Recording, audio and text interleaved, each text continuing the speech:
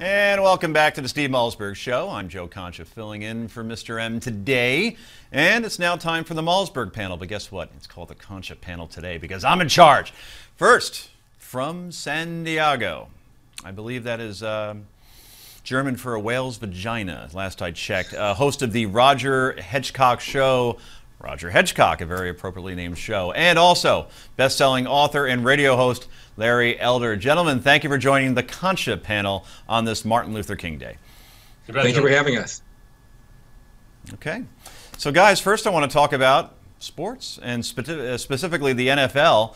We obviously saw that great game in Seattle and the Seahawks coming back from an impossible deficit and recovering onside kicks and game-winning field goals in overtime, and just one of the great games you'll ever see. I was sharing the numbers before.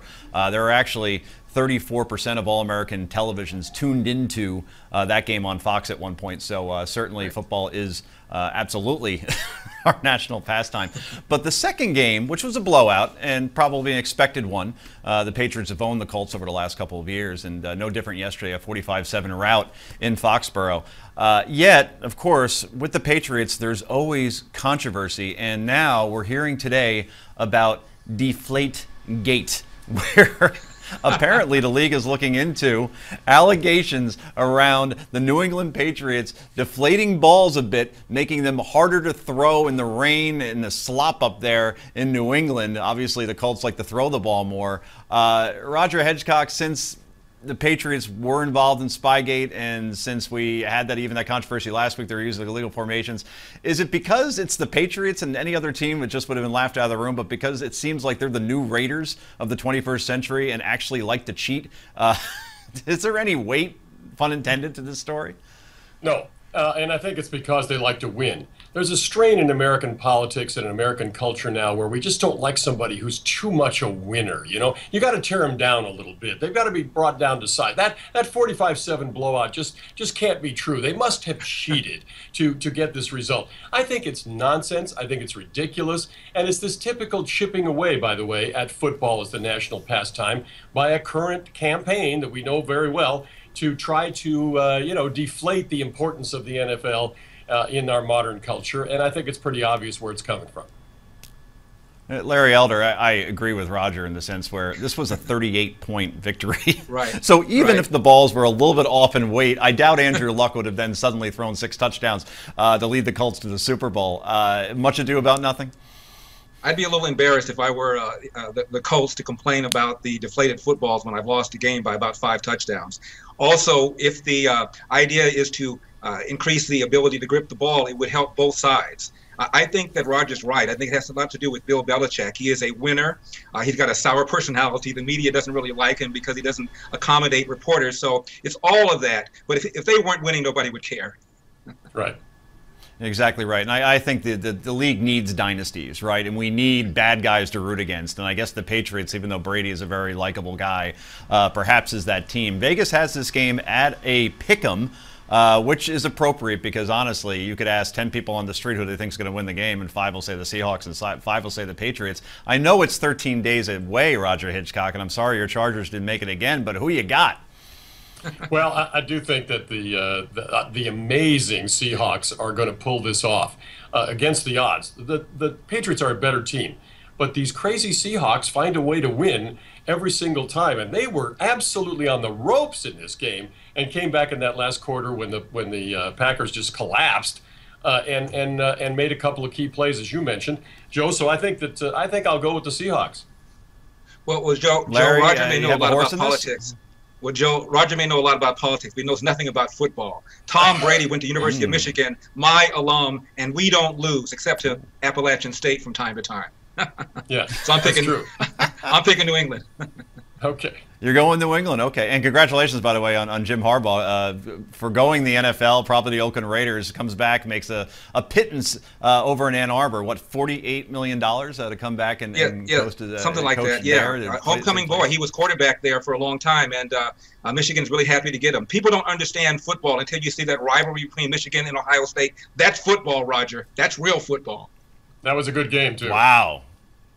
Yeah, my favorite line comes from Ohio State. One time they went for two, and they asked the coach, why'd you go for two? He said, because I couldn't go for three. They hate each other. I can't wait to see Ohio State and Michigan back on the map again. Hey guys, we're going to do more from the panel. Please stick around. Up with more from the Concha panel during the Steve Malzberg Show with Joe Concha filling in. I hope you can keep up with all that right after the break from New York.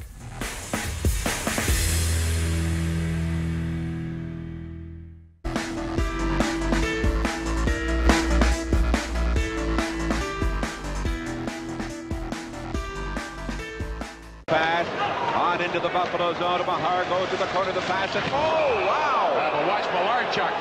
That's the story right now with the red. Oh, look at oh boy! Take the man, that is the oh my God! Oh, please take the camera off and don't even bring it over there, please. All right, folks, very hard to watch. 1989, our next guest, Clint Malzberg, goalie for the Buffalo Sabres in a game against the Blues, nearly died. I don't know if it was the jugular exactly, the carotid. He'll tell us because Clint Malzberg joins us. Hello, sir. How are you?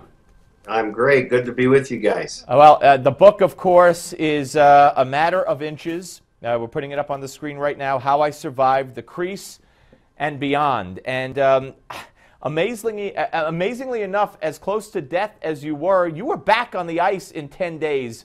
And that's the thing about hockey players. I mean, you know, a baseball player, they stub their toe, they're on the disabled list. You guys, you just get stitched up and you come back. But that, they say if you were on the other side of the ice, you might have died. There was a lot of factors, you know, major sporting event, obviously medical personnel being at a major sporting event, being that close to the exit and the locker room. There's a number of factors. The fact that our medical trainer that ran onto the ice immediately and got to me, he was a Vietnam vet.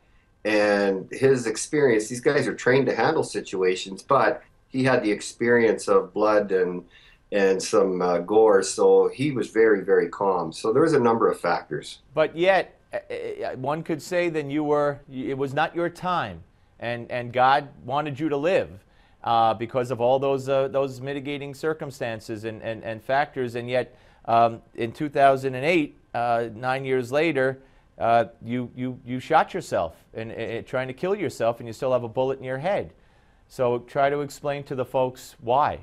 Well, that was the real awakening. Well, you know, I'd survived death, and why was I spared? And that's what really kind of inspired me to write the book and to tell about my depression and OCD and all the things in depth and detail, and to help people because you know, it was asked me, why was the book written and it's so raw and honest? And that was why. It was if I only go halfway into my depths of depression, it's only going to affect the people that are, you know, that depressed. So I went all the way so that the people that are struggling, really struggling, could relate to it. The book to write was very painful for me to do, having to revisit a lot of things. And now that I've finished the book, the feedback that I'm getting, the emails from people and people with PTSD, our veterans, people with depression, all sorts of things, it makes it all worthwhile. Well, and people need to know that first of all, this is if you're a hockey fan or a sports fan, you have to read this book. But if you're not a hockey fan or a sports fan, you still have to read this book. You used hockey even before the incident. You used hockey as an escape because you suffered for years from a child with anxiety. And you would get in the game and you would be on stage and the light would be on. But like for so many who have the red light in front of them in one way or another, when the light was off, when the game was over, that's when your problems started after each game, right? Oh, for sure. My reprieve was, you know, very short. It was when I was at the rink, practice, games, being around the guys. And as soon as I left the arena, even as a kid, like you stated, I'd be on the outdoor rinks all the time. And that long walk home in the evening, the anxiety would return. And by the time I got home, it was full blown. Yeah, well, now, you know, you were obsessive compulsive disorder, PTSD. How common do you believe these kinds of things are? Let's say in the National Hockey League. I mean, it's hard though because nobody reveals themselves, right? You didn't reveal yourself to your teammates, and they didn't know, and people hide it. But when you look around, when you say, "Oh, you know, I maybe this guy did this, maybe, and now I could see the signs." Looking back, how common do you think it is, say, within the NHL? Well, writing the book has been the big eye opener for me. I mean, you know, I thought it was a very kind of small disorder, like small populated wise disorder, that you know, there's not a lot of people that suffer with these things. Now with the feedback that I'm getting, some very high profile people have emailed me. Some people in sports have emailed me. A lot of people that have suffered or suffer with it, and I'm going, wow, this is almost epidemic. It's amazing when you start sharing with people and they share back, and a lot of people you know, aren't struggling with it, but they've hit times in their life where they were maybe even suicidal, and they've reached out to me and just said, wow, thanks for writing the book, because I felt like I was the only person that felt that way at that time, and that's what it is. I think it's me sharing has allowed people to open up about it. You know, hockey, you know, I thought my purpose was to be an NHL hockey player. I did that, then I coached in the NHL. I thought that was my purpose in life, and for me, those things now were just a platform to get me out in the public, where I am now speaking about it. The disorders and all the trauma that I've been through in my life, they all happen for a reason, and such as hockey and my success in hockey, it's all come together now where I can speak out and help people, and we don't feel alone. We share now, and it's very gratifying for me that it's helping. Right, and we're talking alcoholism, failed marriages, abusive childhood, all these you know, terrible things. Just one more. Your wife, I mean, she's stuck with you. Yeah, God bless her for that. You know, it's amazing because people that have read the book and they come to book signings, if they've read the book, they want her to sign it because she's quite the hero. And for me, I can't describe what it was like on her side. When we speak publicly together, I decided that she's a big part, because there's a lot of people that don't understand it, that haven't been through it, but they live with somebody like myself. And she went through it, and for her, it's awesome. I dedicate the book to my mother and to Joni, my wife, and I call her my saint. Yeah, she really is. Very briefly, we have less than a minute. You have any desire to get back in the game, coaching? Well, right now where I'm at, I'm almost on the pink cloud with the feedback that I'm getting, and it's helping people, and I'm speaking and going around and being a mental health advocate.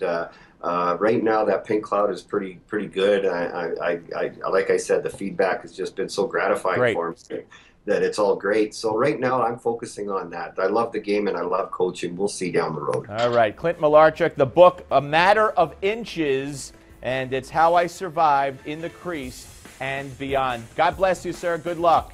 All right, Steve. Thank you. Thank you. All right, folks, we'll be back with more of the Steve Malzberg Show. Don't go away.